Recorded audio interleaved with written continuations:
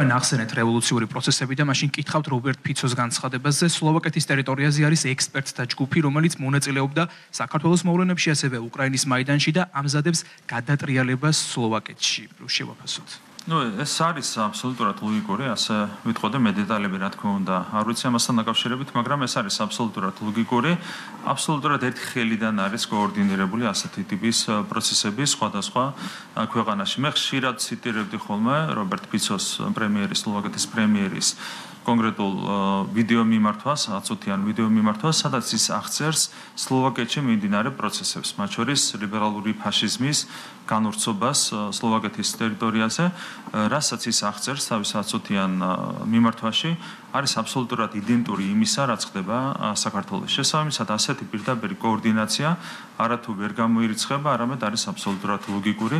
შესაბამისად, მე ვერ შევიდანდი, რა თქმა უნდა, სლოვაკეთის პრემიერის ამ განცხადებაში.